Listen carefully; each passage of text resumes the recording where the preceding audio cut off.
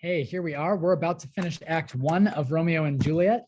So now, if you go back on this YouTube playlist, you can listen in to the entire Act 1, which is great. If you are in your book, we're on page 32, line 94. That's where we're picking up. So we are most of the way through Act 1, Scene 5, just 3 pages left. So we're going to get that done and taken care of here in this video today. So we just left off with Tybalt telling Lord Capulet that he thought something bad was going to happen because Capulet is allowing Romeo to stay at the party. And the camera flips around and we've got Romeo and Juliet. This is their first time speaking.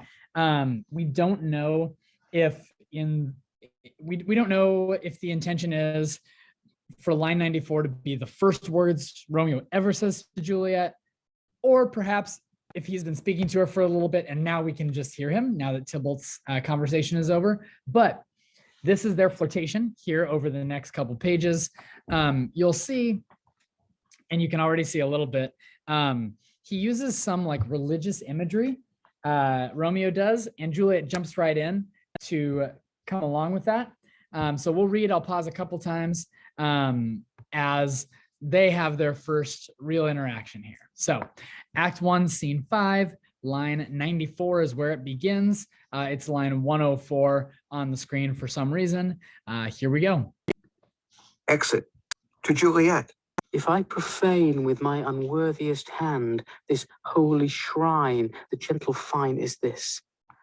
My lips, two blushing pilgrims ready stand to smooth that rough touch with a tender kiss. Good pilgrim, you do wrong your hand too much, which mannerly devotion shows in this.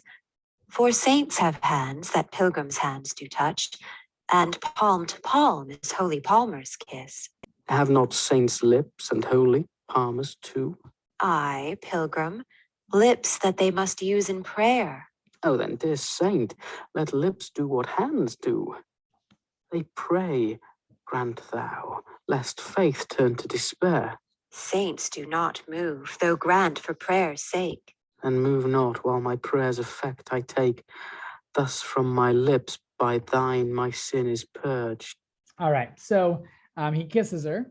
That stage direction is one line later in the book. It doesn't matter that much, but as we look at it, I just want to point out a couple of the religious images here. Of course, your footnotes are always going to be helpful to you as you're looking in your actual book.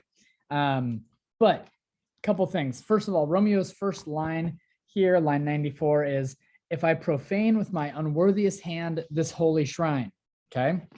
The holy shrine is Juliet, and specifically her hand that he has taken. The word profane means to desecrate. Okay. And so he's saying his own hand is unworthy of hers. And so it's desecration for him to hold her hand. He calls her a holy shrine. Okay. And then Juliet says, saints have hands that pilgrims' hands do touch. And palm to palm is holy palmer's kiss. And when she says palm to palm, she's talking about that stereotypical prayer motion of holding your hands like this. You've probably seen the artwork of that. Romeo says a little later, let lips do what hands do, right? Let those lips be pressed together. He says, from my lips, by thine, my sin is purged. So sin, of course, is any kind of like wrongdoing. And he says, by kissing you, by my lips touching your lips, my sin, my wrongdoing is purged. It's forgiven. It leaves me. Okay. And then they continue. So we'll get through the end of their short flirtation here before we pause once more. Kissing her. Then have my lips the sin that they have took. Sin from my lips? No trespass, sweetly urged. Give me my sin again. You kiss by the book. Madam, your mother craves a word with you. All right, so the nurse comes in and interrupts. Romeo says, my sin has left me. When I kiss you. Then after they kiss, Juliet says, uh-oh, then have my lips the sin that they have took. Well, now the sin is on my lips. And Romeo says, okay, give me my sin again, right? By kissing again. So he kisses her again.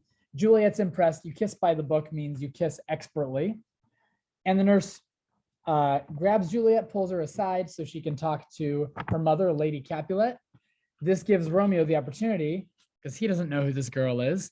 It gives Romeo the opportunity to ask the nurse, who is that? What is her mother? Mary, bachelor. Her mother is the lady of the house, and a good lady, and a wise and virtuous. I nursed her daughter that you talked withal. I tell you, he that can lay hold of her shall have the chinks. Is she a Capulet? Oh, dear Count, my life is my foe's debt. Away, begone! The sport is at the best. Aye, so I fear. The more is my unrest. Nay, gentlemen, prepare not to be gone. We have a trifling, foolish banquet towards. Is deemed so? Why, then I thank you all.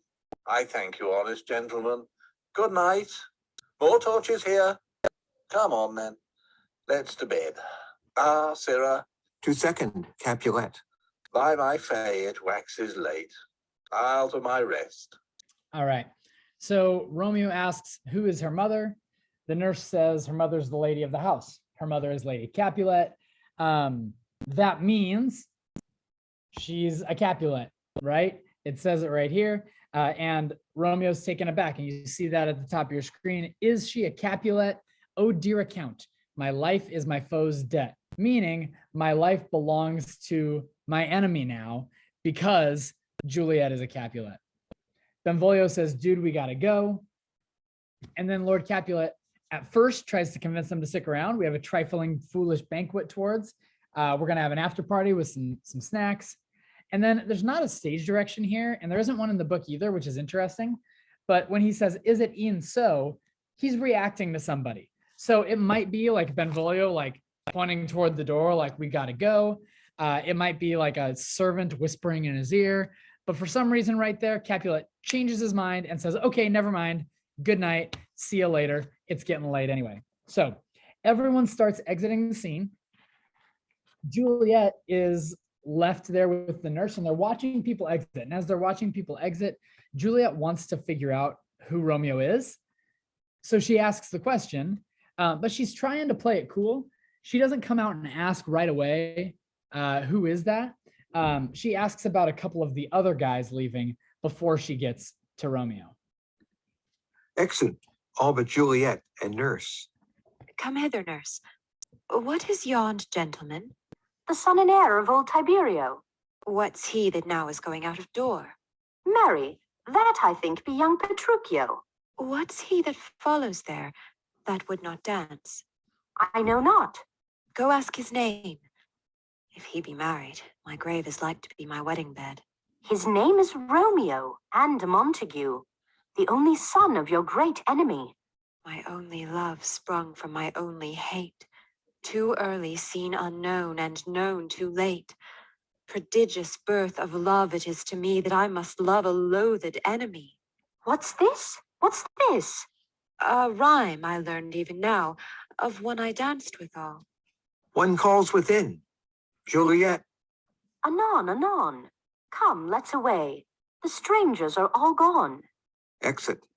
All right.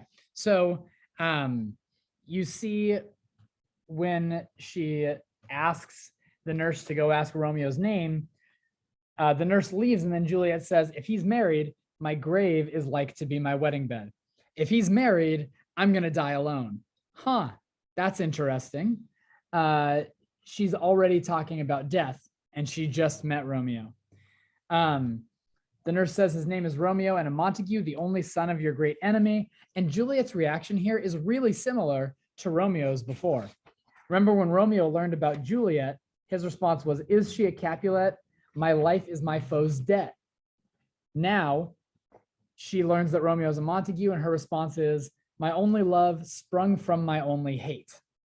And then Prodigious, there's a footnote that says that means monstrous. Okay.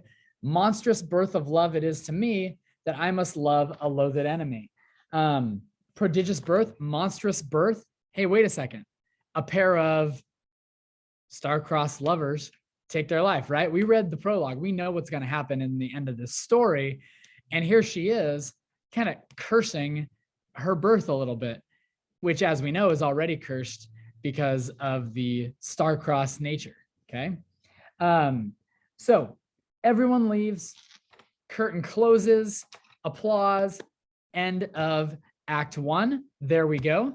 As Act 2 begins, we will see Romeo's friends as they are leaving, and then Romeo and Juliet have the famous balcony scene. So you get to look forward to that. Thanks for listening. Make it a great day.